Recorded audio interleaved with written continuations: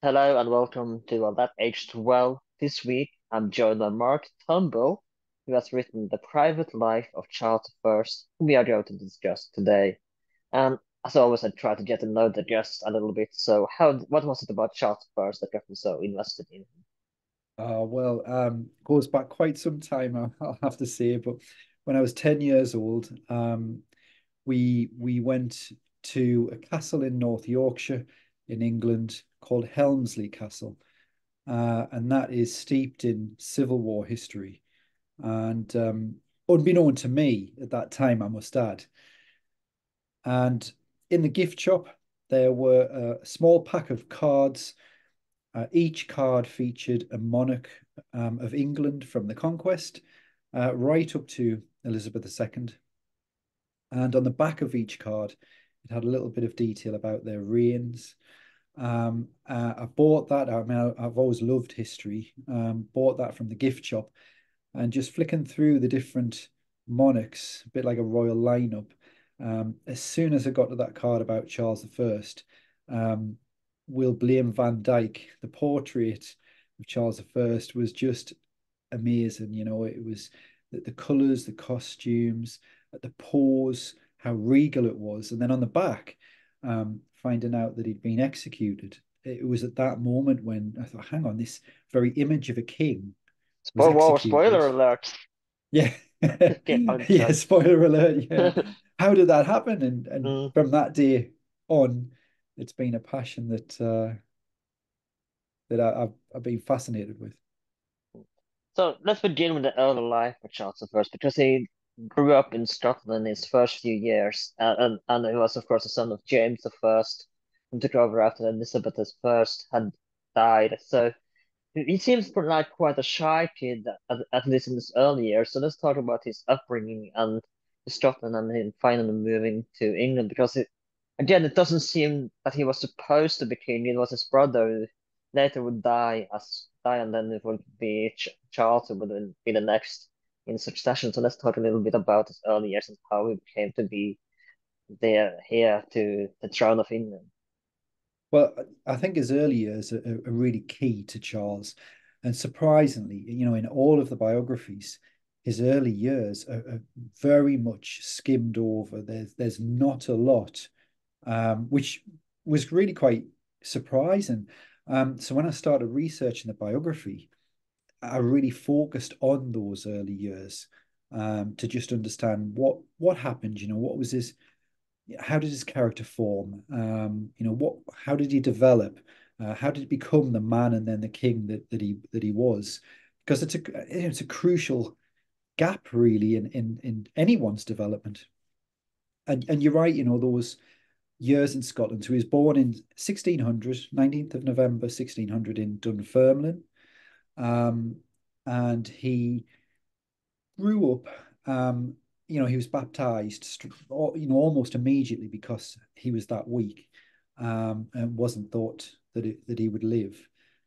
And surprising everybody, he pulled through. And his early years, so up to at least the age of 5, it was a constant struggle with, really a physical struggle. So he could barely walk and talk. And in Dunfermline, he was under the governorship, of a man called Alexander Seton, Lord Fyvie. And Fyvie had a lot of daughters. So if you can imagine this baby, going on to, what we would call a toddler, not being able to toddle. He's got all of these various, um, girls of all ages, Fyvie's children, um, dancing, running around him, and Charles is stuck in this shell, which must have been increasingly frustrating. And it's recorded that, attempts were made, to help, so he struggled to walk the length of, a corridor, for example, without the aid of uh, a servant lady, Holden, and a staff. Um, but he persisted, and when his father became King of England in 1603, so Charles was sort of two and a half, getting just under two and a half. The whole family moved, not long after that, and it was because of Charles's health that he was left in Scotland. He was the only one that remained in Scotland. So from 1603, we move into 1604, and finally there's discussion of moving him into England if his health permits, and a doctor is sent from England to assist with that. And the reports are completely overinflated. This doctor inflates the reports because his mission really is to get Charles south. And this journey that he undertook, he walked the length of that corridor in the end because he wanted to see London. He wanted to get back to his mother. He was so excited about going. And this journey was a very difficult one for Charles. It took, I think it was nearly 2 months, stopping off at various places, as he went. And it must have been just an immense, exciting period for him. This Let's this talk a period. little bit about the travel into Scotland because it's not like today you can take a train ride from Edinburgh, for example, to London. It was quite a bit more complicated than just a 4 hour train ride as you can do today. It's England is quite huge, but it's in the 1600s. The roads as well weren't the best I can imagine. Yeah, definitely. And I mean, as usual around the borders between England and Scotland, there was always elements of lawlessness there. And as Charles is moving south, he was called the Jewel, a precious jewel. Everybody, commented on how kind and gentle he was as a child. And this precious jewel is coming south across the border, and there's a lot of horse stealing and things going on because the official that oversaw the borders had I think resigned, so wasn't in place. So, you know, and you're right. It was a huge cavalcade. People flocked to see him because he's the last member of the royal family that's tracking that route. His parents have gone, his siblings have gone that way earlier. People are coming out to see him, which for him must have been, as I said, just astounding. He's seen new places. You've got the coast, huge castles like Bamborough on the Northumberland coast that they pass, and he's usually it's really just stopping off for one night, but occasionally the route included sort of weekends or maybe 2, 3 days stopover, depending on situations like plague, Charles's own health, and yeah, they would come with hangings for the bedrooms. So wherever he stayed, servants would put up hangings and make it suitable for the king's son. And he stopped at the home of the Wentworth home in Yorkshire. And I think this could be, there's no documentary evidence, but this could be the first time that Charles, the future Charles the First, met uh, the man that would become Thomas Wentworth, Earl of Strafford, one of his, leading ministers, and famously sacrificed. So let's talk about his entry into London as well, because he would, it's my understanding, that would become detested by the court of James the First. He would not, grown to dislike the court and the court life that was to be under James the First. London, you mean? Yeah, in London, yeah. Yeah. I mean, I think London really did a roaring trade from the court. So yeah, they might not like the court, but to all intents and purposes, they wanted the court there for trade and commerce. And although Charles's father didn't really like London, he thought it was dirty. Then he did spend, the festive period there. So that there was that tradition there. And it was the seat of government as well. But at that time, there was a lot of plague, so James himself couldn't get into London when he became King of England because of the plague. So there was a lot of time spent outside of London with the family. So when Charles reached, so when he travelled into England, he didn't go straight to London. He went to Windsor Castle, and then the family reunited. Then went on a grand tour. So they went off for a summer progress. So there's another person I want to introduce here, and that is, let me see if I can get his name right, George Villiers, the first Duke of Buckingham, who was in James the First court, and he doesn't seem, at first he doesn't seem to go quite along with Charles, but they will become very good friends in the end, and he would, as we will talk about later, I'm sure, have a tragic fate and be struck down, again spoilers, but he would be killed later on, which would devastate Charles first. So let's talk about Buckingham and the relationship he would have, and how he came to James First court, and how he became friends with Charles. Yeah, well, obviously, so James had been King of Scotland, James the Sixth of Scotland, for since the age of 1. So almost his entire life he was King of Scotland, and there was always a rivalry. So when he inherited the English throne, the Scots very much saw it as though that was Scotland inheriting England. England were the junior partner to them. For the English, this Scottish king was sort of getting a very big step up in the world, both in terms of prestige and money. Um, so with Buckingham, the king travelled south, and the royal family always had a very strong Scottish ring around them. The household were very much made up predominantly of Scots, and even the Queen Anne's household as well of Scottish ladies. Um, it, the, I think there was always an attempt really to get more English into that um, influential circle. And Buckingham certainly got there and you know soared to new heights. So initially James wasn't introduced to Buckingham. So Buckingham, he was just the son of a minor gentry, So James comes south, becomes King of England, has his favourites from Scotland. He'd always had favourites, and Buckingham wasn't introduced to him for around 10 years after he became King of England. But when he was, it was Charles and his mother that had a hand in that. And that was to get rid of or oust one of James's powerful favourites.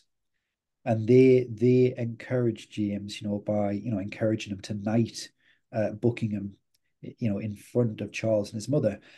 But little did they know that the monster that they were bringing in, and yeah, perhaps wrong to say that Buckingham's a monster, but I just mean that the rise in his power and his fame was just unprecedented. He rose through the ranks of nobility, accumulated titles, offices, monopolies, money, and to the point that the entire government was pretty much, on this one man's shoulders. Not And that he was James, necessarily quite talented, it was more that he was, in my understanding, lucky that he rose as quickly. He got real lucky with his rise to power. right place, right time. Yeah, I mean, he was a handsome man. He wasn't, so a handsome man, but he was quite sickly, delicate. Um, you know, sometimes bad tempered. So yeah, he could be charismatic, but it wasn't that he charmed the birds out of the trees, but he certainly charmed James, and that's what mattered.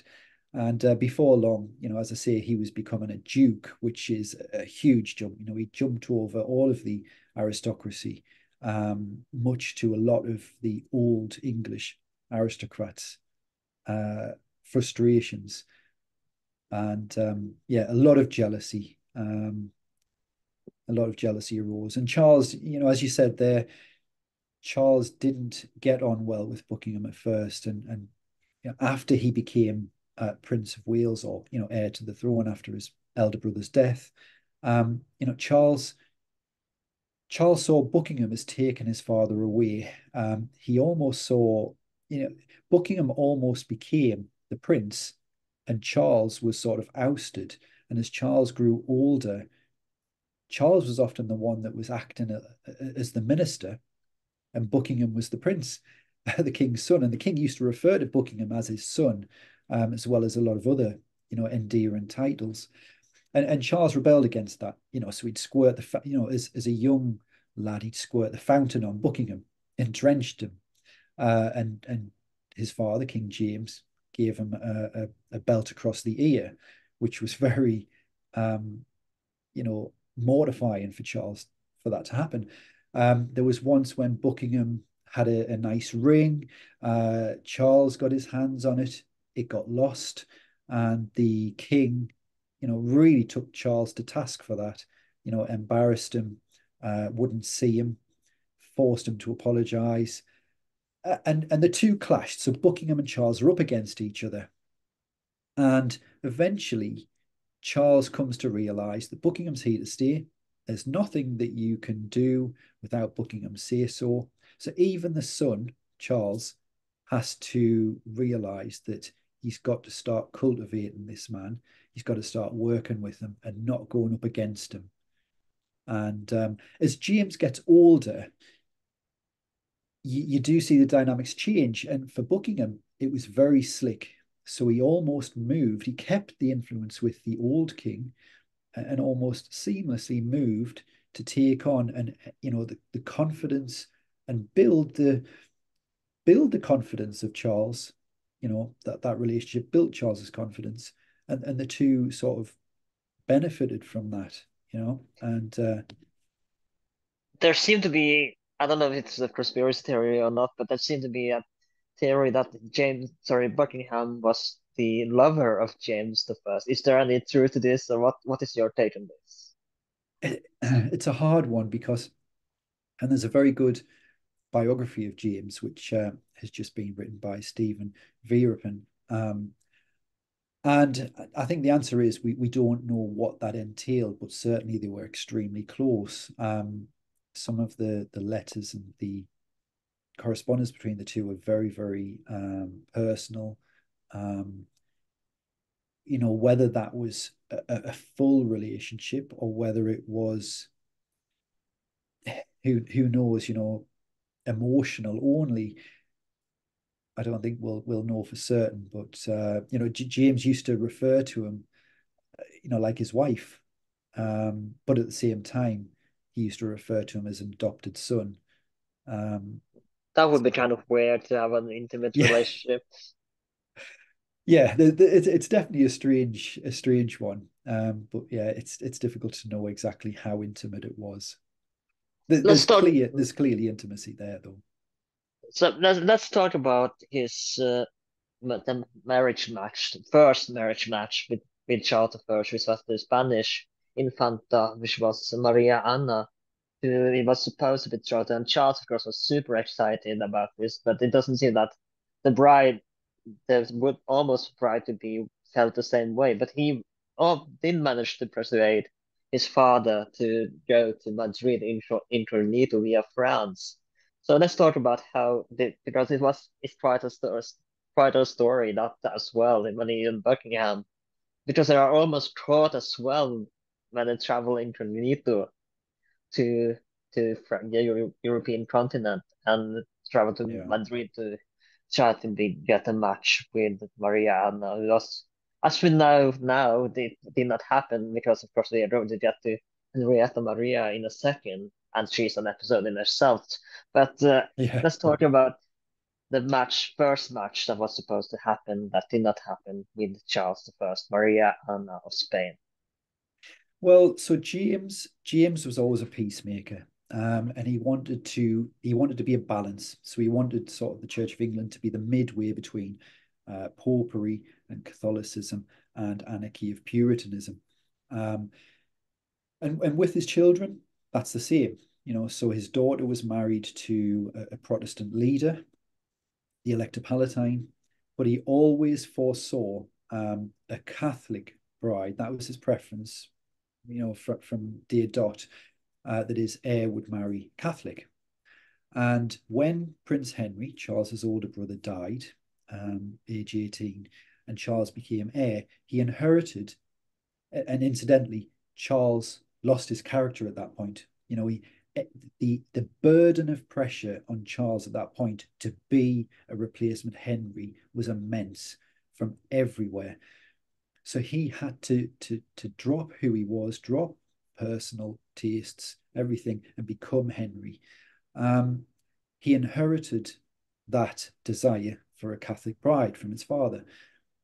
And Spain dangled a carrot, really. So they managed to render Stuart Britain impotent on the world stage, really, because they dangled this carrot of marriage so that James would be a good boy uh, and wait for the carrot. And they dangled it for years. And Charles had this hanging over his head for 10 years or more. Will they, won't they? Will Spain commit? Who will Charles marry? And there was French brides in the mix. And in the end, It was this kind was of a Ross and Rachel, if I remember correctly, the situation. yeah, that's right, yeah. And in the end, Charles thought, right, enough's enough. So it got to 1623. Charles is 22 years old. Uh, he and Buckingham decide to put the Spanish to the test. Enough of this. In that time, during those 10 years, Charles's sister, who'd married a Protestant leader, well, that man had gone on to be invited to be King of Bohemia. And that opened up war between Catholic and Protestants in Europe. Now, James didn't commit Britain, which was quite humiliating, really, when his daughter is being attacked by Catholic powers. Granted, they accepted a throne where the Catholic emperor had been displaced. So that was naturally going to cause trouble, but James shied away from it. And Spain had kept Britain out of it by, dangling this carrot of marriage. So for Charles, it was a case of, right, 10 years of will they, won't they? I want that sorted. Stuart Britain is really very embarrassing. It's a laughing stock. We need to, restore the situation. But then thirdly, Charles believed that if he did pull this wedding off, part of the terms of that marriage would be that his sister and brother-in-law could be restored at least to their homelands in the Palatinate in Germany. So there was some really big reasons for why Charles thought it was time to grab the bull by the horns and leave Britain incognito, and with the Duke of Buckingham, swearing King James to secrecy. But if I may for a second, Charles was quite close to his sister, so it was quite a devastating loss for him as well when she left to marry as well, that she lost her. I never saw her again because they were quite close, as far as I understand. They weren't so Henry and Elizabeth were very close as children. Charles was always the one that was a little bit more distant because he didn't have his own household and there was an age gap. The children after Henry and Elizabeth, there was a son called Robert who died young, Margaret who died young, and then there was Charles, and then there was other children that all died young as well. So Charles was always baby Charles, the baby of the family. And when Henry, as he got older and he got closer to Henry and Elizabeth and was able to take part in public life, and in royal engagements, I think that's when the bond started to build. So there was definitely a bond. It wasn't always there, but that built up, and it was a big thing for her to leave when she did. I mean, she was still very young as well. I mean, So let's could talk about the argue that journey that's to Madrid because it's quite a fascinating part of the story. Yeah, so the journey, I mean, I've likened this recently to Prince William if he was single, Hmm. and Rishi Sunak. Um, Going incognito, leaving the country without telling anyone, traveling all the way across Europe to Russia. Picking Russia because Spain was the bogeyman back then. It was the biggest enemy.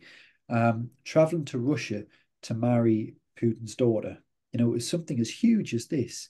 This was the heir to the British throne, putting himself at the feet of the Spanish, really on good faith that he wouldn't be arrested along the way, he wouldn't be killed, he wouldn't be drowned, you know. They were And they almost caught in I think it was near Canterbury, if I remember correctly. They were almost caught by a farmer, but they had to reveal who they actually were, if I remember correctly. That's right, yeah. The mayor was quite officious and sort of said, what's going on here? And I think they tried to explain it away, and he wasn't having it. And in the end, I think Buckingham had to. They said sort of lift the disguise a little bit and show him who he was, and then they were allowed to pass. And then, there was a risk as well. They would be arrested in Paris. They were in Paris incognito, so that was the risk because they were incognito.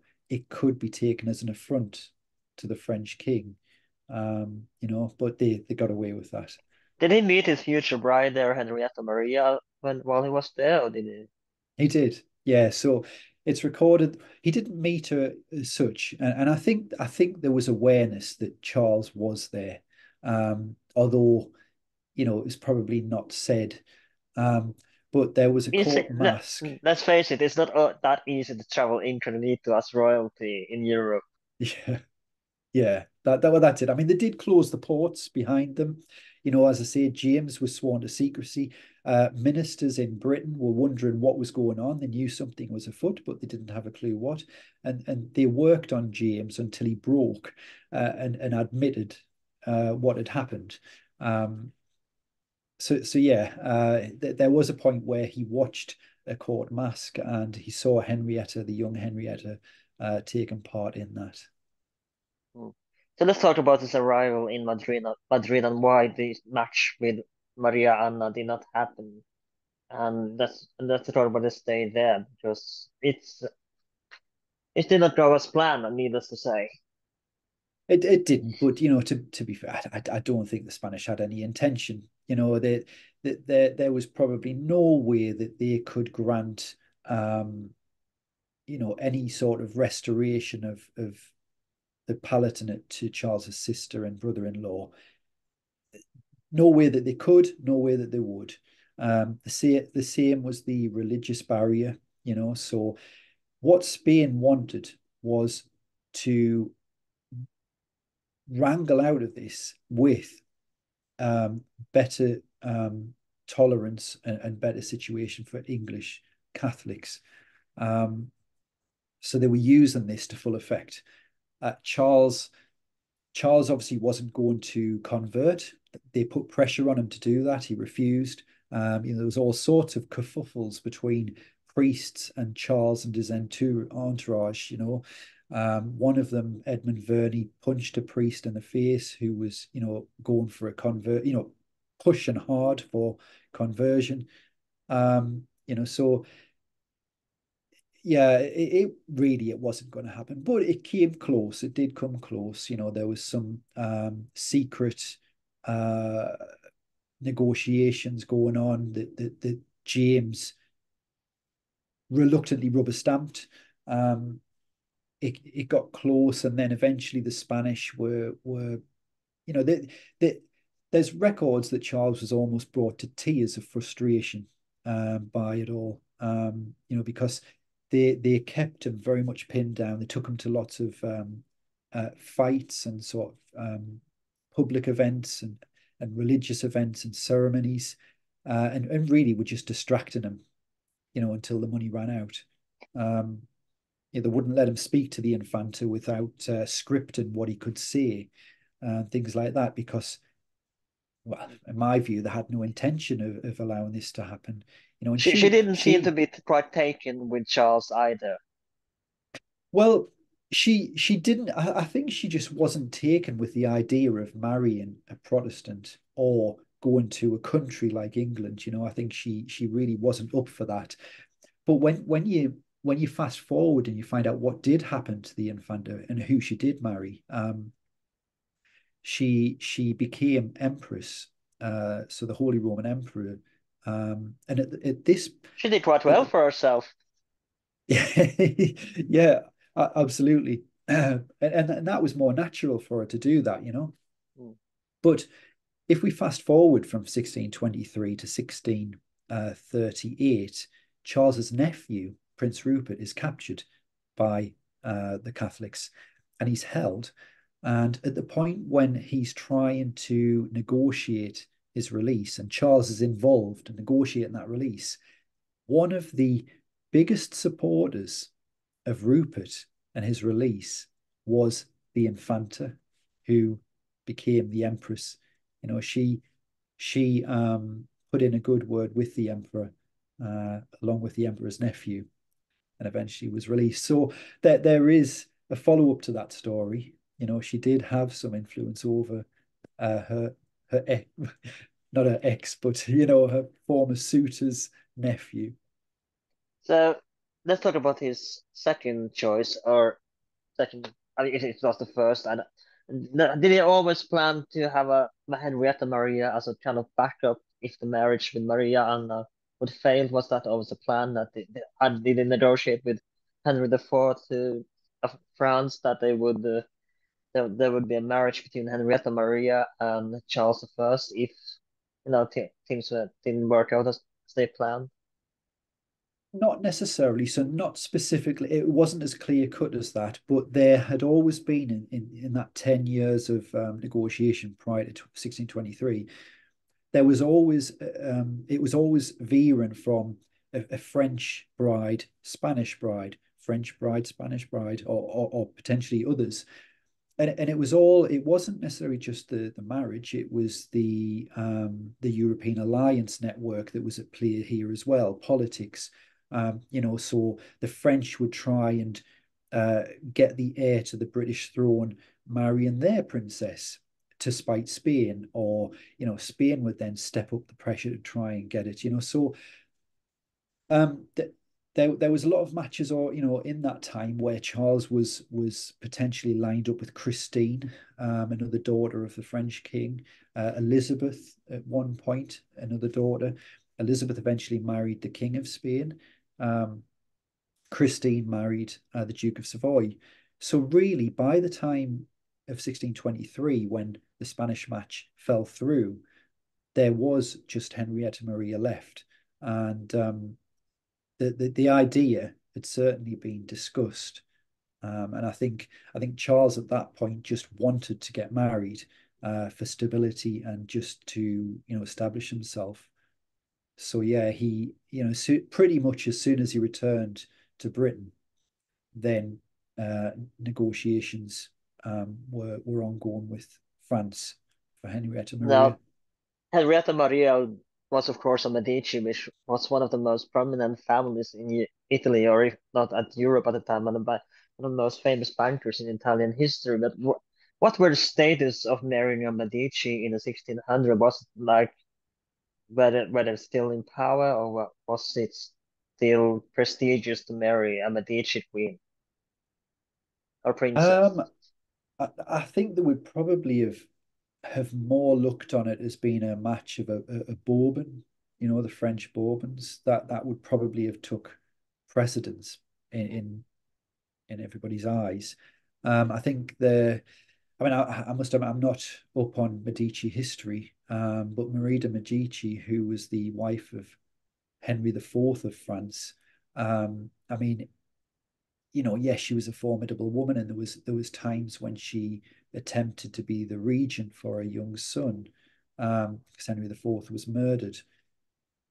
But there were also times when she was expelled from France. So really, as a political force, her influence was up and down. But let's talk a little bit about Maria Henrietta, because she did seem to have, to my understanding, that she had a mission when she came to England, and that was for the Catholic course, of course. So let's talk about her. And she has been, it's my understanding that she hasn't been, at least not in English eyes, been portrayed very favorably until recently. That she by English historians. So let's talk a little bit about, I would dare say, the controversy behind Henrietta Maria. I mean, yeah, so it's Henrietta Maria. So you're right. I mean, there was a lot of unpopularity about any sort of Catholic match, and I think the shock factor of Charles traveling to Spain, of all places, with just Buckingham, and the danger that that brought.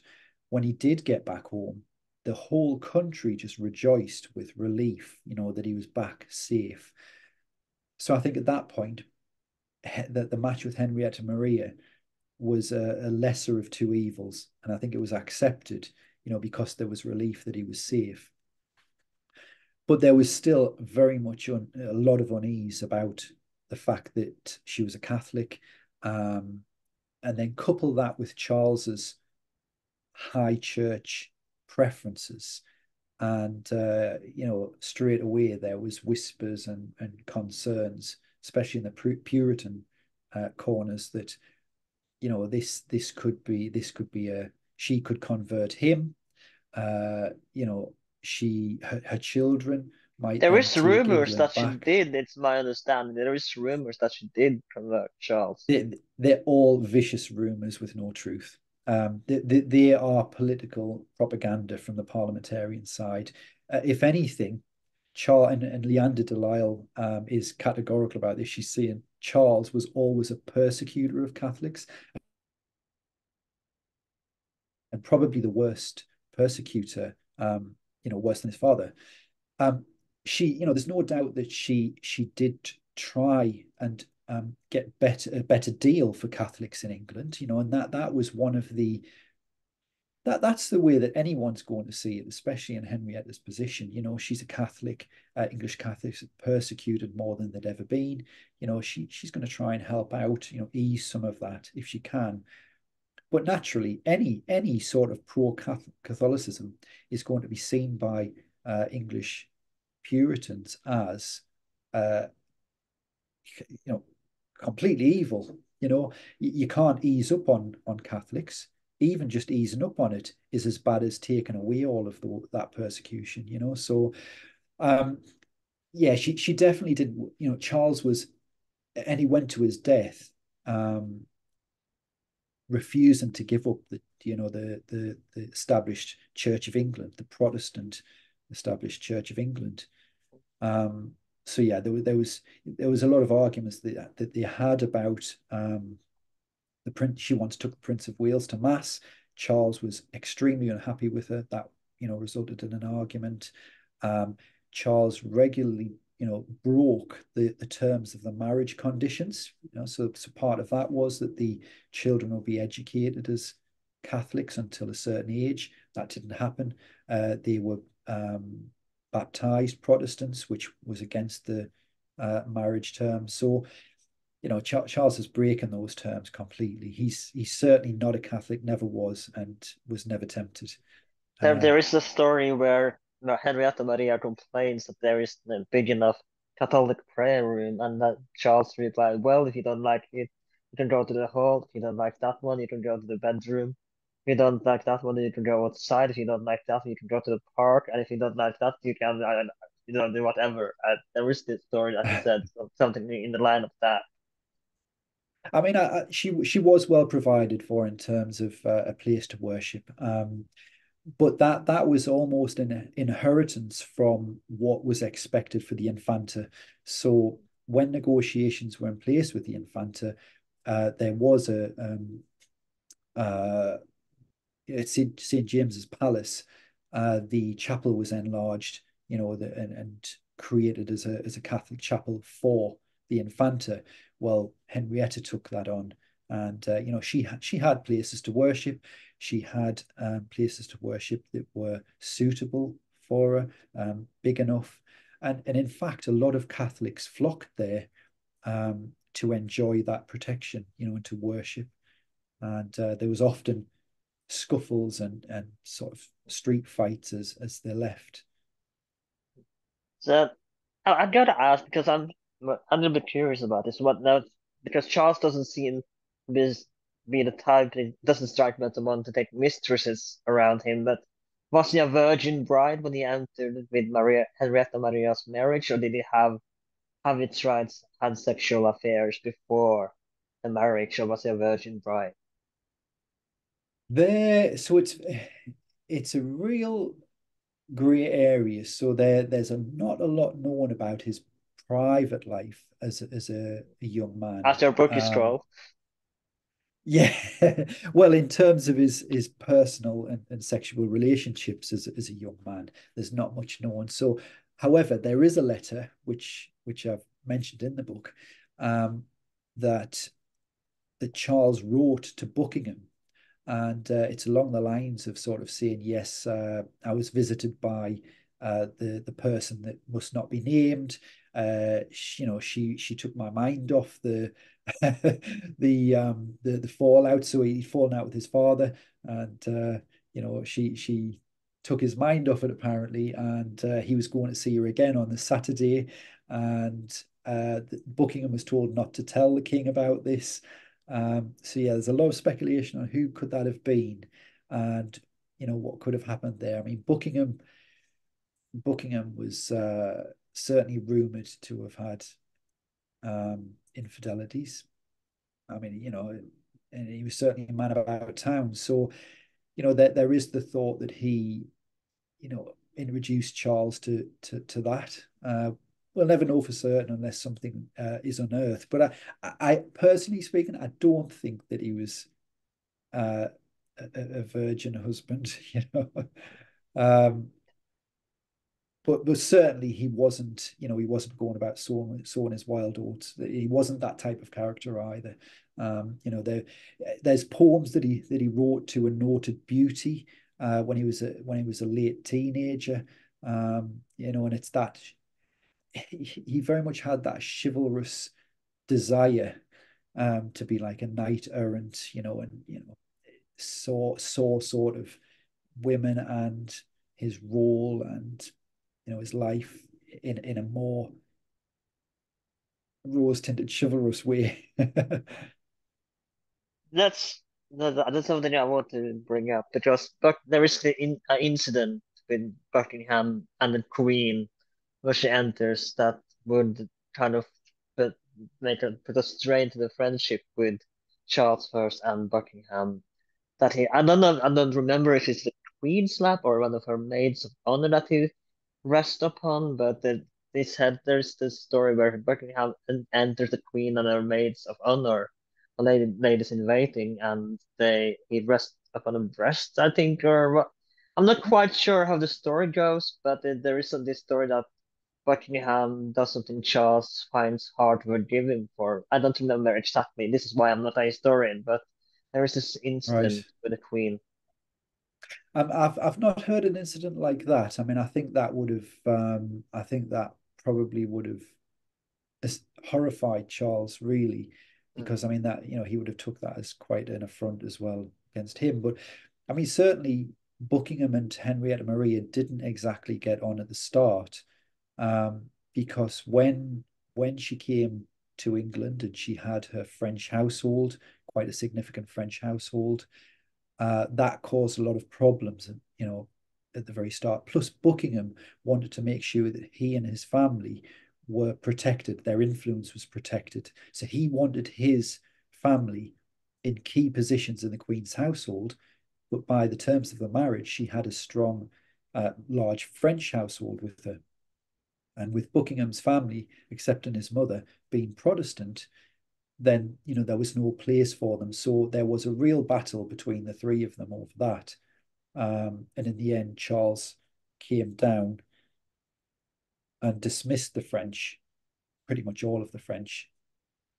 And from that point, Buckingham's family were foisted on the Queen. She was very unhappy with that.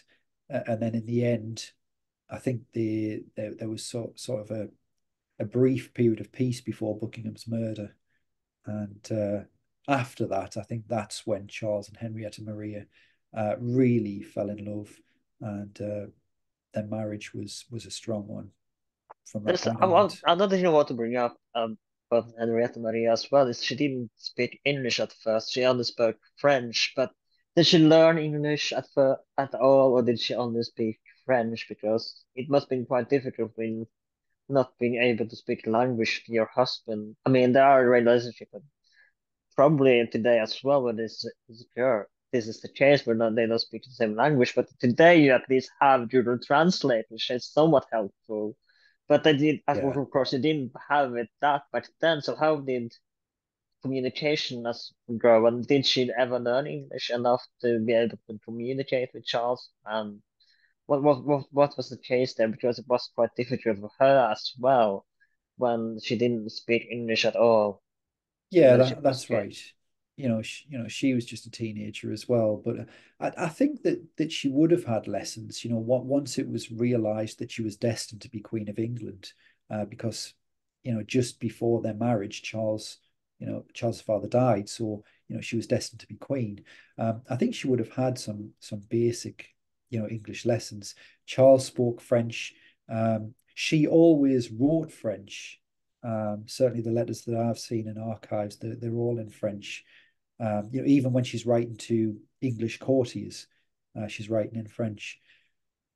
But I don't think that she she never spoke English. I think she would have spoken some English, and but as to how much, I'm honestly not too certain. But there was no language barrier with Charles. I mean, they could at least converse themselves. Let's talk about a little bit about her ladies in waiting as well, because they were detested by Charles, and he eventually ended up sending to weeping Henrietta Maria, and he ended up sending them back to France. And there's there is a dwarf. I don't remember his name as, but he has quite a Jeffrey story as Hudson. well that she brings with him.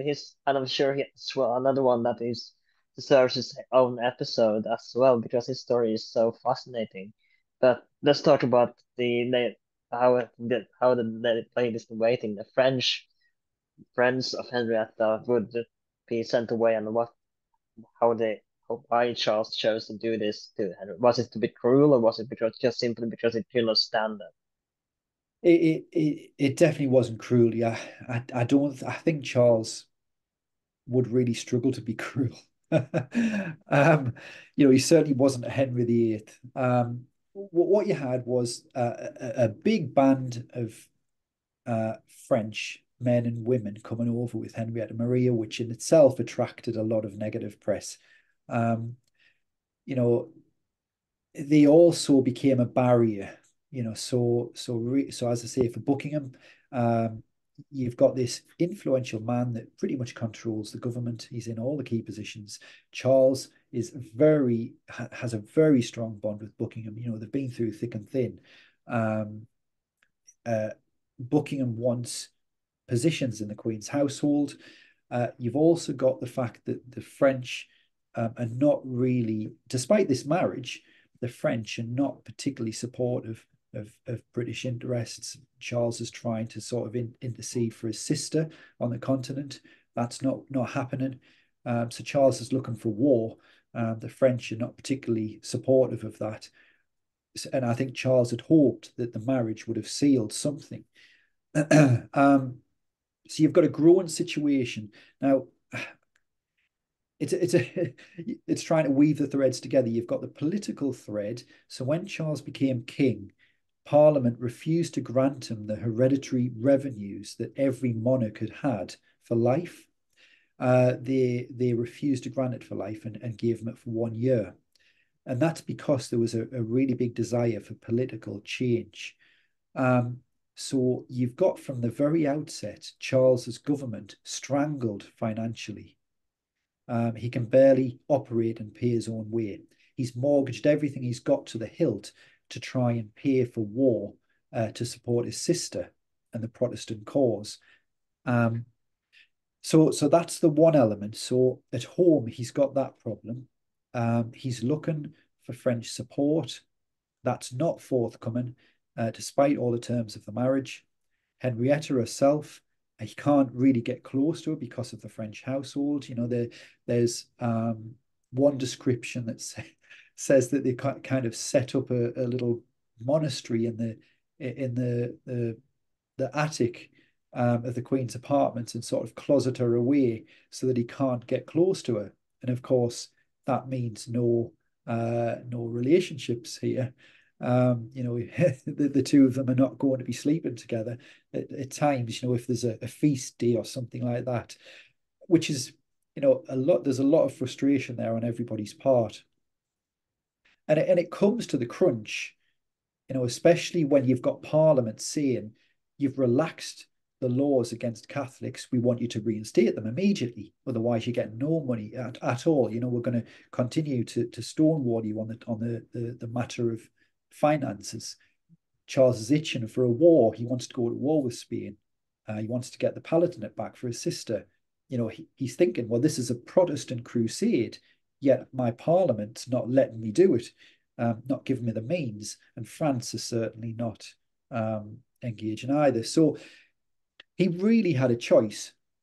He had a choice. Does he abide by the marriage terms? Does he try and please France? Or does he try and appease his Parliament? So what he does is, I think naturally, he dismisses the French, because not only is that going to hopefully show Parliament that he's not going to convert, that he's just married a Catholic, doesn't mean to say that he's Catholic. He's wanting to send that message, so he dismisses the French attendants. He also hopes that brings him closer to his wife, because he wants to have a loving relationship with her. But what it certainly does is sends a message back to France saying that the king's just broken the terms. So that doesn't look good for Charles on the world stage. He's broken terms there. However, when he does that, what really affects things is that Parliament simply just say, okay, you've dismissed them, you've reinstated the laws against Catholics. Well, that's the basic level. That's kind of what always should have been there. You've now put that back in place. Now we want you to do this and do that and give up this. So for Charles, that's absolutely humiliating. He's really just he's upset his wife. He's then gone back on his word to a foreign country, a foreign power, and all for nothing. He's not got a penny extra from Parliament. So in the end, he dismisses Parliament, and not entirely. And from that on, that's how it rolls year after year. You've got Charles attempting to sort of prove to everybody. Is this the beginning of the end? It really is, yeah. I mean, I think from the very start, it was unavoidable. People say, well, what if his brother had survived? In other words, it was Charles's character that caused the civil war. It wasn't. It was much more than the character of the king. If Henry had survived, Henry would have had us immediately into the 30 Years' War in Europe. Now, that would have brought a necessity for military, arms, men. It would have brought a huge drain on the treasury at that time, on the Stuart treasury, which was in a difficult state. And that would have begged the same question for Henry as it did for Charles. Who's going to grant that money? Will Parliament grant it? What do they want in return? So, from the start, it was a difficult one. If you've got Parliament unprecedentedly saying you're not getting the money that your predecessors have, that's quite an affront to someone as proud as Charles, and that fosters mistrust. And then Charles can often not be the best at PR either in politics. So he doesn't manage that situation particularly well either. And then before you know it, you've got two sides that don't trust each other, and it can't get anywhere from there other than worse. Before we go into the Civil War, there is the attack, disastrous attack on France that he attempts to, because he mentioned he wanted the war, and he does in the end attack France. which goes it's a disaster. He's no Henry V, to put it that way. I don't think that was his intention, but he does try. He gets the war he wants. He, he both attacked Cadiz as well earlier, and he attacked Rochelle in France. So it doesn't go as planned. This isn't doesn't have the best equipped army in the world, you might say. Well, that's right, and I think that has to stem back to the financial situation. So he hasn't got the money to do this properly. That there's relations that he's the pardon of ambassadors. It's customary to give a gift. He's actually pulling jewels out of the crown and giving them to ambassadors. He's got nothing. He's spending hours in sessions with the Danish ambassador, and he's breaking down into tears. I say in the book that it does sound like he goes through a bit of a nervous breakdown. He can't seem to please anyone. In his mind, he's going for this Protestant crusade which should unite everybody, but he just can't seem to do it, and people are not uniting. They're picking him apart. They're not granting him the money for it, and he's literally given everything. He was very good with money as a young man. He's blown all of that. He's mortgaged the royal lands. He's granted some concessions, which didn't bring anything. So he's trying to go it alone. He's used the dowry from Henrietta Maria, and he, as you say, he pulls together a navy and some soldiers. Several thousand soldiers, and he's ready to go to war with Spain. And he does send the fleet out, but the fleet goes out and they are badly provisioned, they're badly clothed, they're badly paid. The fleet's in a bad state of repair, and it's down to money. He hasn't got the money to kit it out right. Naturally, it gets to the Spanish coast, doesn't do very well. It limps back, and Parliament are all there ready to gunning for who's to blame, and that goes to Buckingham and in effect the king.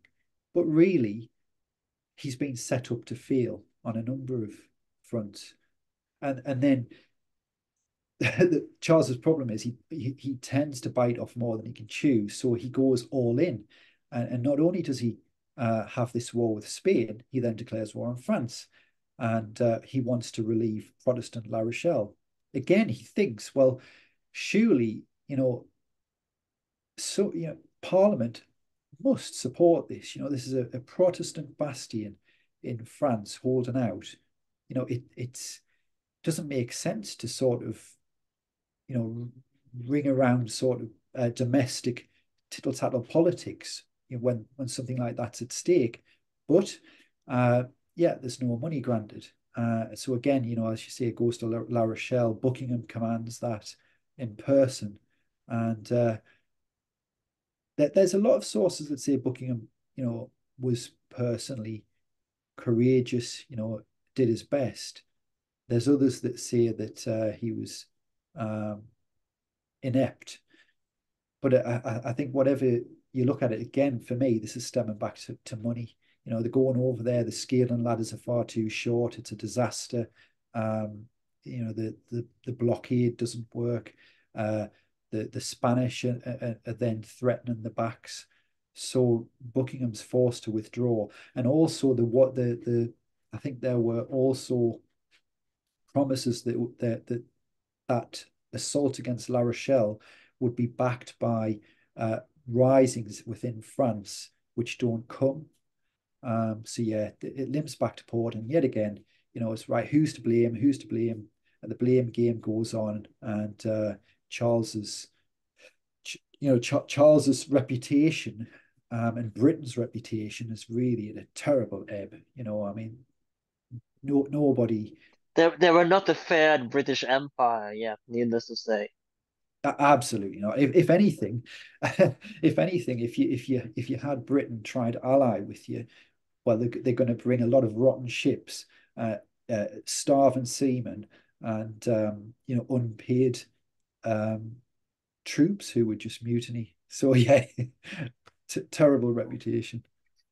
Now, another thing I want to talk about is and that Charles spent a lot of money on is the famous artist Inigo Jones, of course, who was very much present in Charles I's life. So let's talk a little bit about his presence at court and how it came to be paint a lot of paintings for Charles I and how it came and architecture under Charles I as Yeah, Inigo Jones came to be.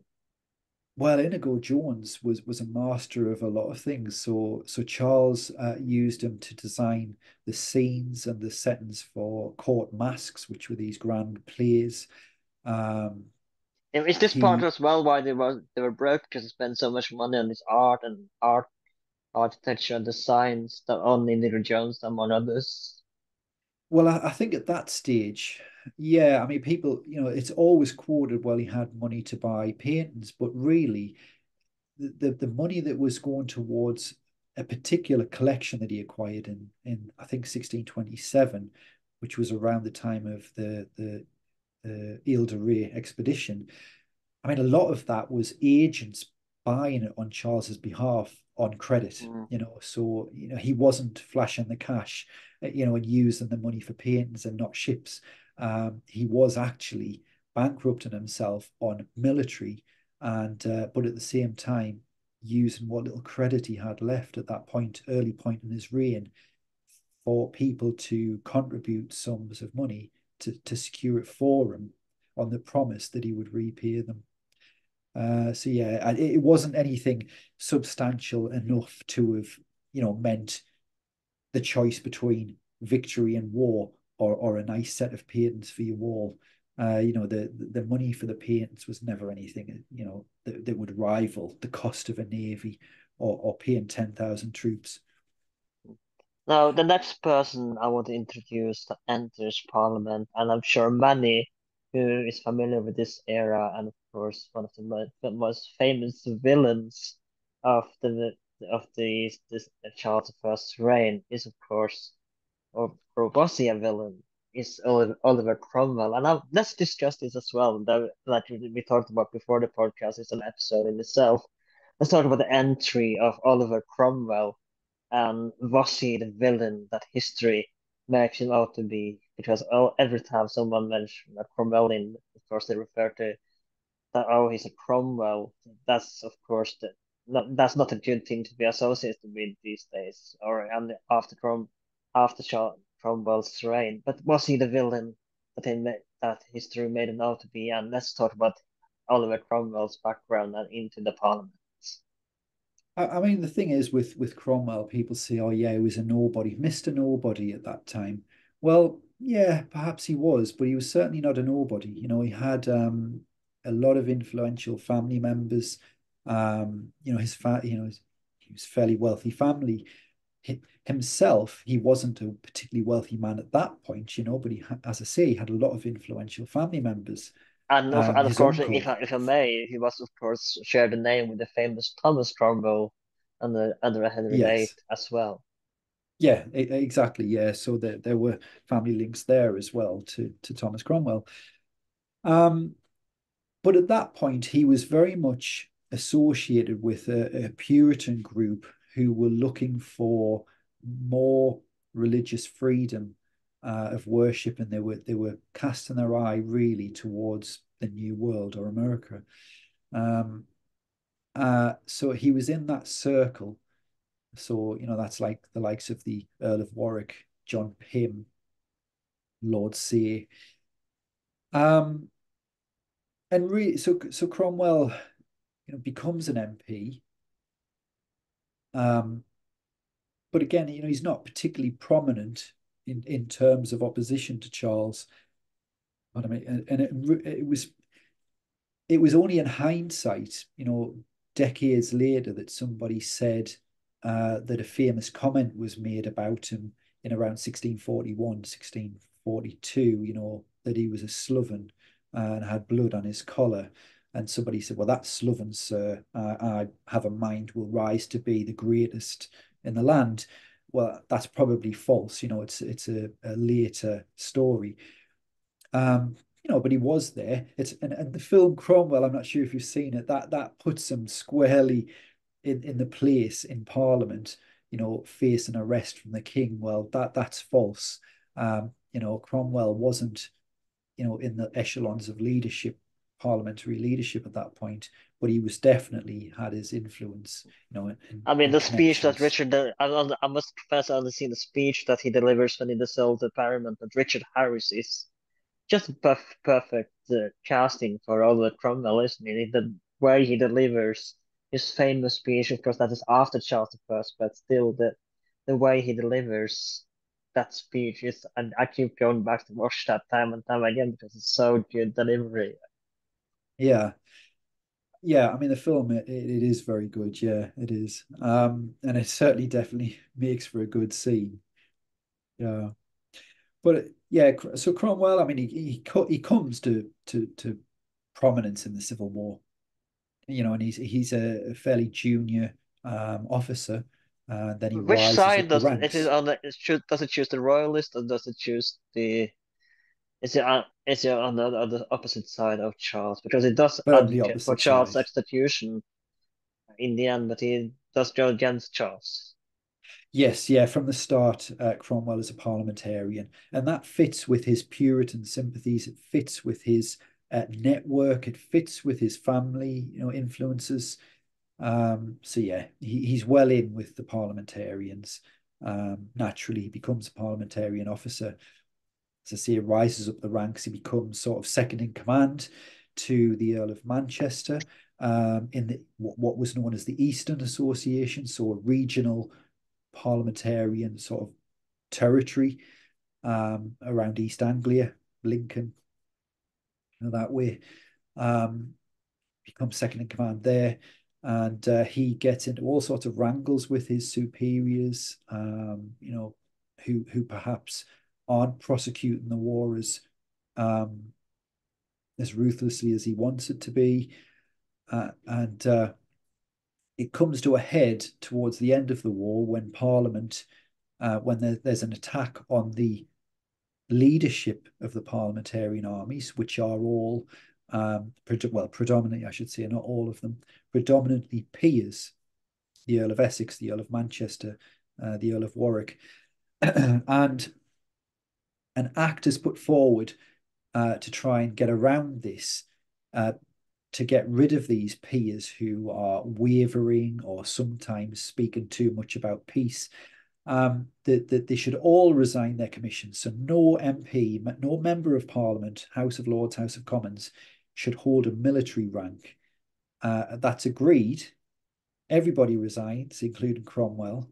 But then Cromwell, I think one or two others are then given their commands back. So, um, and then at that point, they're looking for somebody who's got the presence, got the reputation, and who can appeal to moderates on the parliamentarian side as well as militants. And they land on Sir Thomas Fairfax as the man who I think could be molded by people to sort of deliver whatever victory is needed, but also has a good reputation and is an honest, guy. Thomas Fairfax, he's a fairly decent guy at heart, so he does appeal.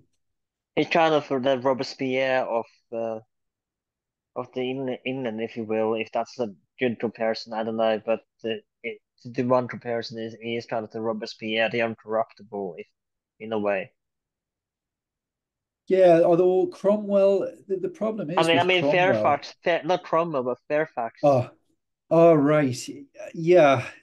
Although Fairfax shied away from bloodiness, he did try and sort of achieve a victory without shedding too much blood.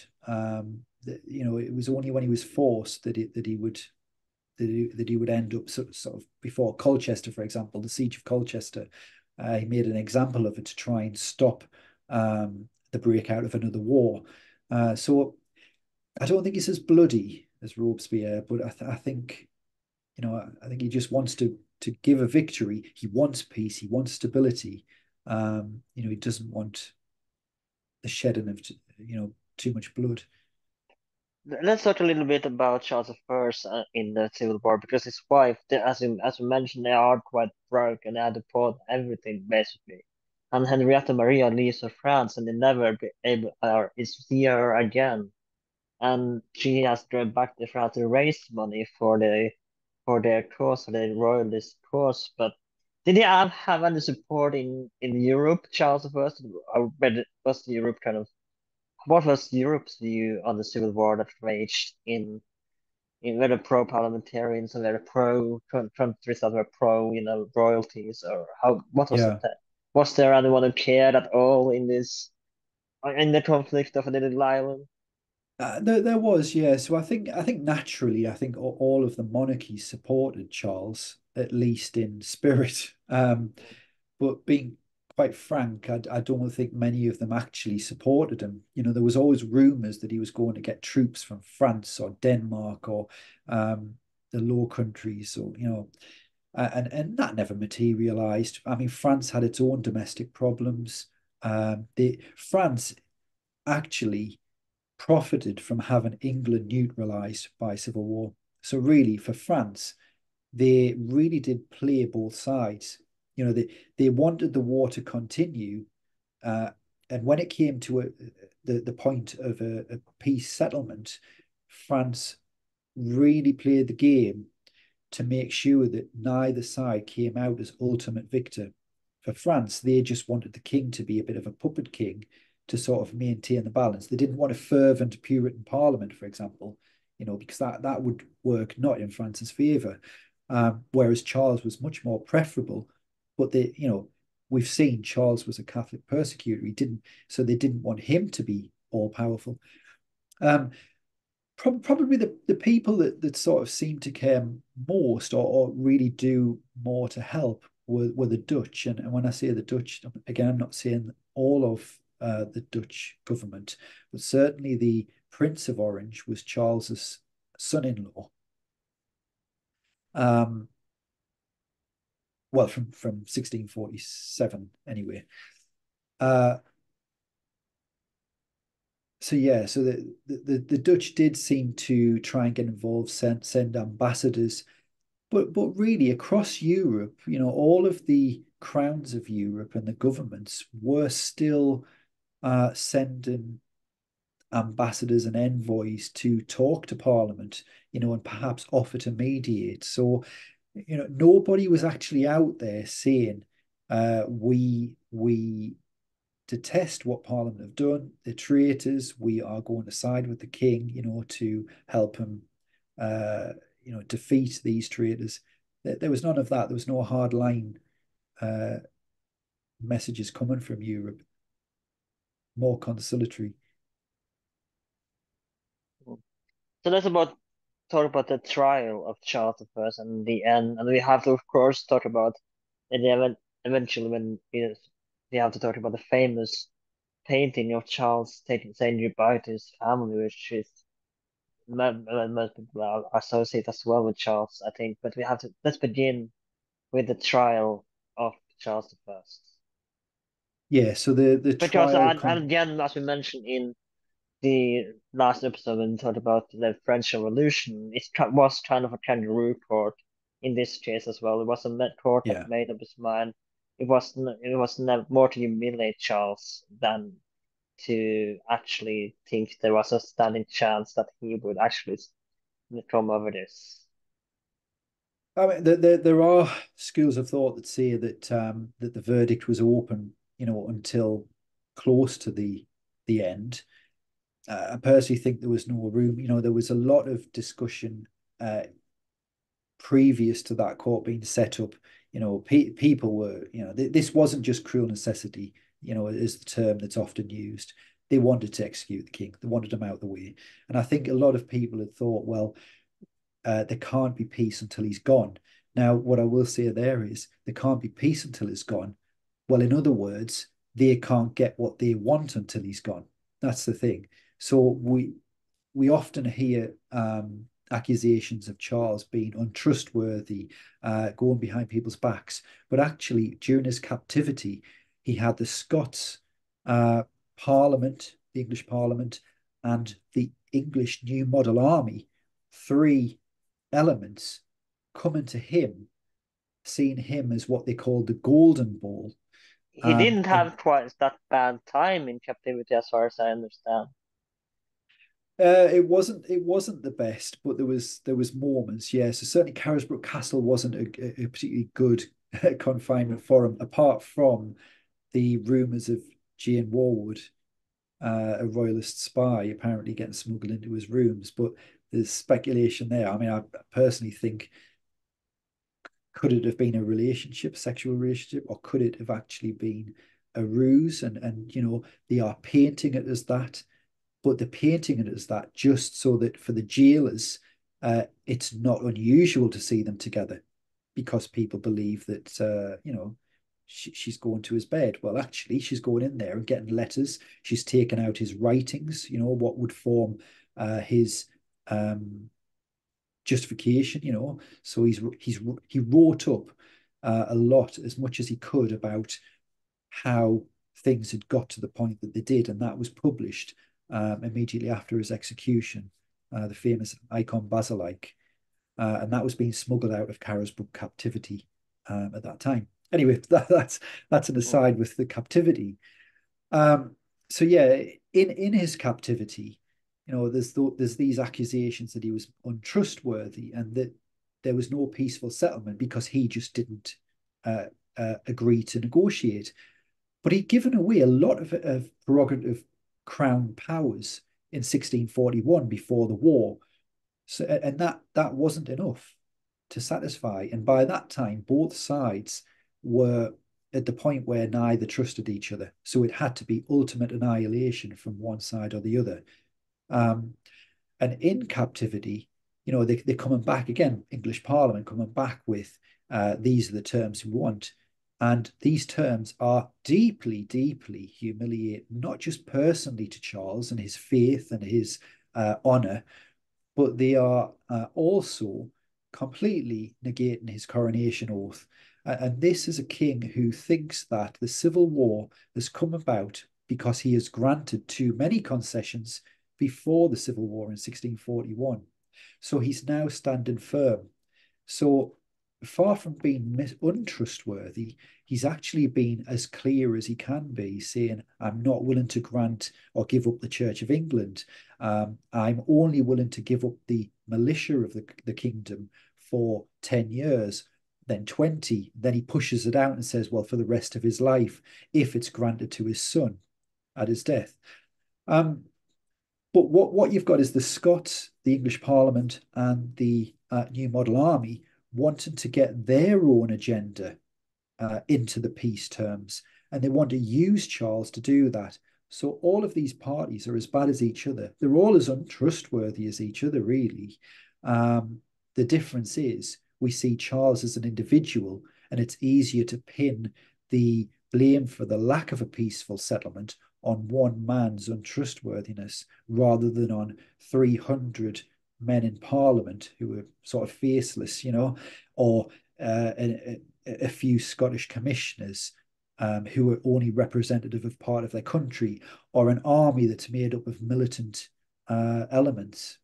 So I think that's the thing to remember.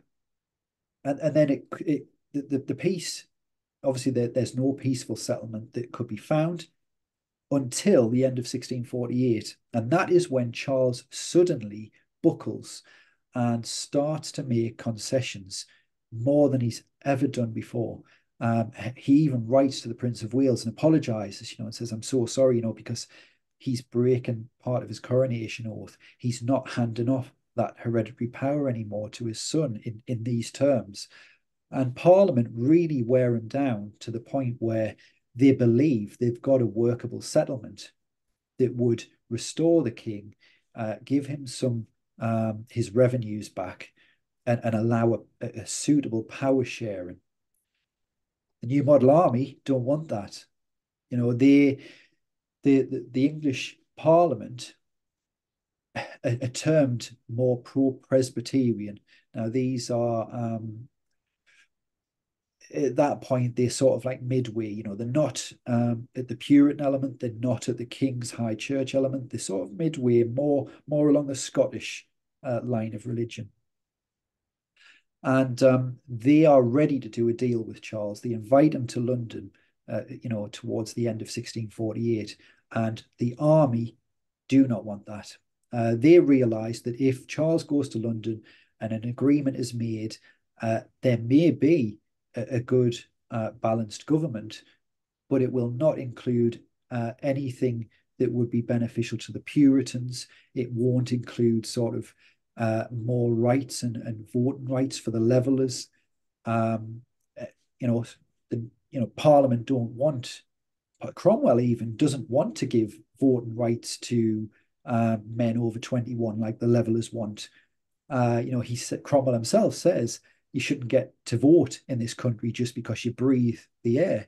You know, he's very much only willing to keep the status quo. You get a vote in Parliament if you have land or property. But the levellers are quite militant, and they're part of the New Model Army. Cromwell's there. He doesn't want this to happen. Fairfax, as the commander of the New Model Army, is carried along by the tide. Cromwell is by far a very much more dominant man than Fairfax. Fairfax is moderate by preference. And it gets to the point where the New Model Army march on London, eliminate all of the MPs, take them out of Parliament, imprison them, refuse to let them sit. Any MP that's sympathetic to the Was royalists. this a coup d'etat in a sense? It was, absolutely. Yeah, absolutely. And it succeeds hook, line, and sinker. So Parliament is left as a rump. It's called a rump because all you've got left is an element that will support anything that radical army desires. So the treaty with Charles is then scrapped. Charles is brought to London, but he's brought to London and put on trial. The leaders of that group, Cromwell, Henry Ireton, his son-in-law, Lord Grey of Groby, they're all looking now to get rid of the king and go it alone and build a state of their own. And the trial opens in January 1649, and Charles quite naturally refuses to accept the validity and the legitimacy of the court. And they know that he's going to do that. There's no other plan for him to do. This is a hand-picked group of commissioners, around 135, I think there are. And when it comes to it, even though they are hand-picked for their agreeableness to what's going on, there's only ever about half of them that actually sit at the court. Fairfax doesn't take up his place. And Cromwell really keeps them all in line. Where when there is wavering in the ranks, Cromwell's there, asking them, "What on earth are you doing?" Like, be quiet.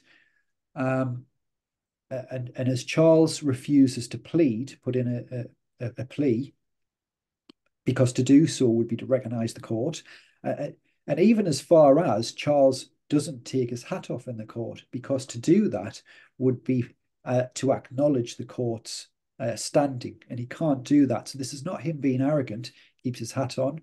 He can't acknowledge that court. The moment he does, there's more at stake than just his life. The moment he acknowledges a court that has been set up by the power of the sword, then the more, as soon as he does that, then the liberties and the powers of the crown are gone, because the sword rules all. So he stands firm, and they try and get him to plead. He doesn't, and they come down with the death sentence. And at that point, I think Sir Charles is all for, he wants Parliament reassembled. He wants to talk to his Parliament. He says, "I want the House of Lords, the House of Commons in its entirety, with the band members present, and I want to talk to them." And that's refused. And it proceeds to the death penalty. And I think that's the point where he's quite shaken that they are going to go ahead and sort of that sword is going to cut down the law and everything with it. Let's talk about that we mentioned earlier, the famous painting where he does say goodbye to his family, where he hold around him right before the execution. And let's talk a little bit about this famous painting of Charles, which I'm sure most people have seen. And that's probably what they think about Charles if when they hear about Charles first. Yeah, that's it. I mean, a horrendous moment it must have been, and especially for the children. So there's two of Charles's children that are left in London at the time. So his son, Prince Henry, and his daughter, Princess Elizabeth. James, Duke of York, had only recently escaped parliamentary custody. Now, Henry and Elizabeth have always been in parliamentary custody from the start of the Civil War, and they are granted an audience, and incidentally, they're allowed to see him for one last time. So they come to the rooms. By that time, Charles is trying to steel himself over what's to come. He's meditating, and Henry is slightly too young to fully understand the full situation. Elizabeth is old enough. I think Elizabeth is 13, um, and she is in floods of tears. He takes her and comforts her, um, and he talks to her. Just he gives them the last things that he's got left to give them. A book to Elizabeth about how to ground herself against Catholicism, as if she needs it. She's a fervent Protestant. Gives out the last few little gifts that he has, tells them to pass on messages to the family, i.e. to Henrietta, that his love was the same to the last. Doesn't he tell his son Henry that he must not accept the crown if they give it to him? Because that's, I don't remember exactly the words by heart, but it does say something that he must not accept the crown if he is offered, which he of course doesn't do. He does, yeah. So Elizabeth, as I say, is really distraught. Henry sits Henry on his knee and says, listen, they will cut off thy father's head. And the boy looks up at him and he said, you must not be made a king by them as long as your brothers Charles and James do live.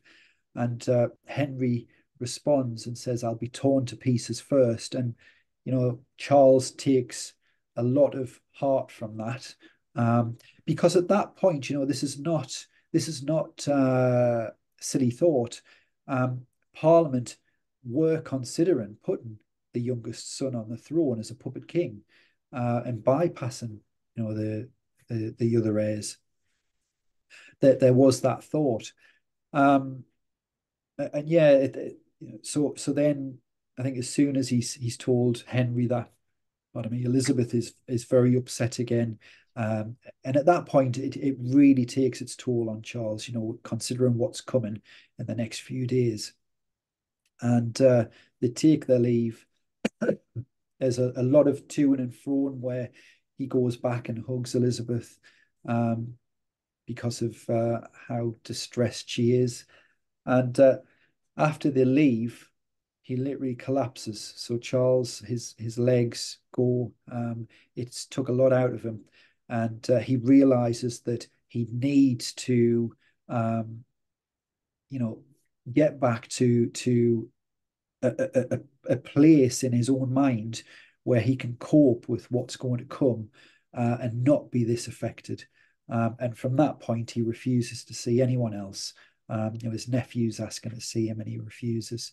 Uh, and he prepares for the end. So of course, let's talk about Henrietta Maria's reaction as well. And she is devastated. I don't think she ever truly loved Charles. She was still devastated to hear that her husband had been executed. And as well, I want to ask, what was the rest of Europe's reaction to the execution of a king? Because as again, to draw a parallel to the French Revolution and Marie Antoinette and Louis XIV, so sorry, not Louis XIV, but 16 was executed. This was kind of shockwave throughout Europe because they thought that this is not okay. You can't do this to royal families, even if they are supposed in a revolution. It's not okay to just kill them. But that was the reaction in 1790s. But sorry, yeah, 1790s. But this, what was it the same reaction throughout Europe, or was it just because it Horror. was less respected? Yeah, absolute horror. So for Henrietta, you've got the shock. Because whether in her mind she's blocked out that thought that it could possibly happen, surely they won't go that far and damn, in effect, damn the entire nation, by doing this.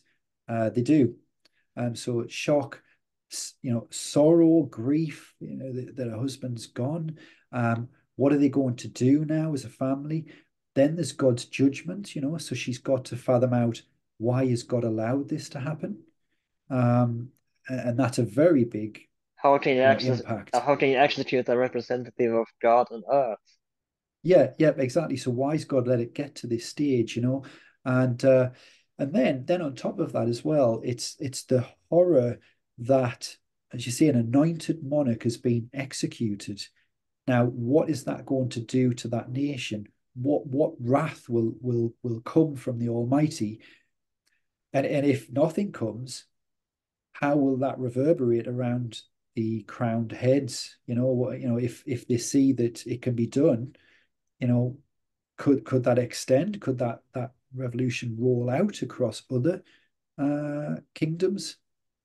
So there's a lot of fear, um,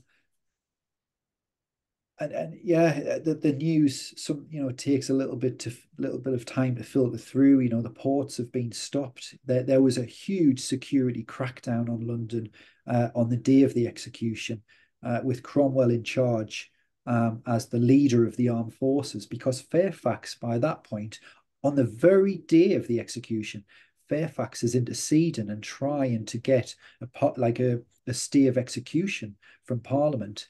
And he's actually prevented from getting to Parliament by his own troops.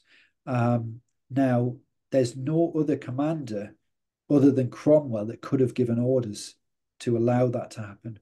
So I personally think that there is a little bit of a coup going on the very day as well. And Fairfax is stuck in the house of his secretary, can't get to Westminster. He ends up going to Whitehall just after the axe has fallen, and there's a recollection that's written down around 30 years afterwards. Granted, it's 30 years afterwards, that Fairfax actually asks, "How does the king fare?" And the bishop at that point is thinking, well, it's actually Sir Thomas Herbert who's accompanied Charles the whole time. Thinks, well, why? Why is he asking that? The king's just been executed. And it appears that Fairfax is unaware that the execution's gone ahead. Um, so yeah, I think there's a lot to consider about that day in itself as well. That particularly isn't clear enough in history books as to what actually happened, because it certainly wasn't a smooth running day where the capital was absolutely united, the army was united, and that was carried out. We're going to round up in a minute, but before we do, I want to talk a little bit about the aftermath of and then Cromwell's Republic, because it doesn't end well as well. Yeah. But let's talk a little bit about Cromwell's Republic before we and the aftermath of the execution of Henry the First. Sorry, Charles the First. Yeah, well, so initially, so after the king's executed, the House of Lords is abolished, and you've got the House of Commons. Again, it's still that rump, the rump that was handpicked by the army. The army's headed by Cromwell. So really, Cromwell's in charge, and this is what I think a lot of the time isn't specified enough, that Cromwell might not be Lord Protector at that point. He might not be um, the commander of the army. Fairfax is nominally still in charge until 1650, the year later when he resigns. But for me, there's no doubt about it that Cromwell is the leading influence at that point. He's initially appointed as the like almost the chairman of the council, the small body of council that's formed to govern. Really, it takes on all of the king's power, and that sort of the president of that council is rotated after that. I think every year or every other year or something, and Cromwell never takes it again. But I think that's telling, because behind the power behind that council is the army. That the army won that war. The army has executed the king. The army has eliminated the people from Parliament that were opposed to it. Cromwell is the head of that army. And then in 1653, he then dissolves Parliament in the In speech his that you famous mentioned. speech, yeah. Yeah. And this is where I think surely Cromwell realizes what the king was up against all those decades ago, because Cromwell has had his fill of Parliament. He's dissolving even a rump of militant Parliament that really should be the biggest supporters. He's having to dissolve them, and he's doing that with troops. And unlike Charles I, who went to Parliament to arrest 5 members, and left his troops outside and went into the chamber, took his hat off and everything. Cromwell's marching into the chamber with troops, and he's getting rid of them. He's booting them out in no uncertain terms. Um, but you do tend to find that Cromwell's actions there are hailed as the actions of a decisive, strong leader. But actually, when you look at it, it's so much more than what Charles ever did. If Charles did what Cromwell did then, perhaps there wouldn't have been a civil war. Charles just was not ruthless enough to be a monarch, and especially not ruthless enough to be a monarch in that particular political turmoil. I But want to even ask Cromwell struggles. I want to ask you in the end, was Cromwell the villain that history made him out to be, or was it simply trying, but yeah, was it the villain that history made him out to be? It, it's a hard one to answer, if I'm honest, now, because he's held up as a villain of many degrees. So I don't think he's the ultimate evil villain that is It's no Hitler for who's sure. yeah, yeah. But with Cromwell, a lot of what happened and a lot of what he was involved with, he does behind the scenes. He's a very smooth political operator. He doesn't leave written statements about what he thinks. He purposefully tries to get his minions to take actions and to take the fallout because, as Lord Protector, he can't be seen to be divisive. He wants to try and maintain his government. And really, with him at the pinnacle, he's trying to be the man that every faction wants him to be without committing himself too much, if you get what I mean. So Yeah. he outwardly he might be sort of reluctantly doing something, or he might never write something about what he feels, or he might never sign that order. But behind the scenes, you cannot say that some official has the power to order, some of the things that happened at that time. He really keeps in the shadows. You see that through the Civil War. At Pride's Purge, when Parliament and the army go in against Parliament and arrest hundreds of MPs, Cromwell comes to London the day after that's all done. And I don't believe for 1 minute that Cromwell didn't know about that. I don't believe for 1 minute that Cromwell wasn't a tacit supporter of that, but he keeps out of it. It's almost as if the army's man here needs to be protected because there's a requirement for somebody at the top whose whose loyalty is unquestionable. and that's Cromwell. And I think, if you protect him, uh, you know that your revolution can succeed. I have one Uh, last question before we go out, because one of the yeah. nickname that Charles first have is the White King. So how did it come to get that nickname, the White King? So I think it stems from there's a couple of things I've heard. One, that he was crowned in white. Another, that when he was buried after his execution, that it snowed and covered the scene and the pall and the coffin as it was being carried with snow, indicating his innocence. Um, but I think I think that certainly the snow element is fictional. I don't think that was accurate. So I think it is a tag that he's picked up as the White King.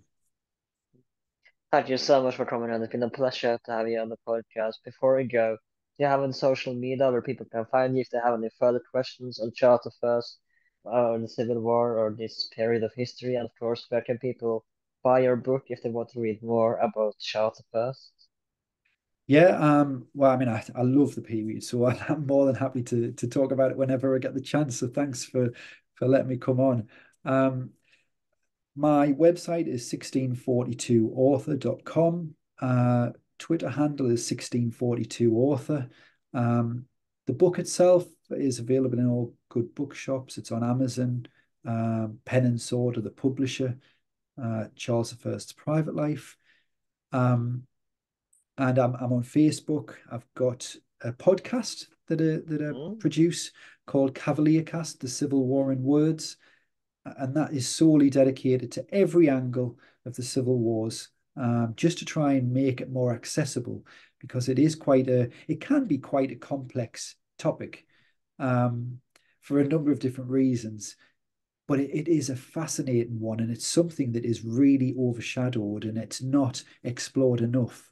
So I produced the podcast to try and take it sort of one section at a time and explore it, with various experts, archaeologists, historians, authors, museum curators, and just have a look at new findings as well. So yeah, Thank you any again for coming on the podcast. It's been a great pleasure. My name is Alan. This has thank been you. my That Aged Well.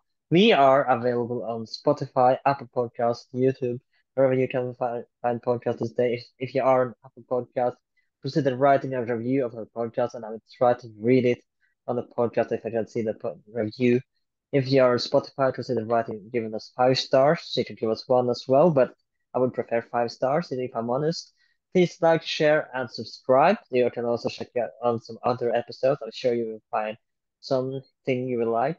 They are available every Thursday. My name is Alan. This has been with That Aged Well, and I'll see you next time.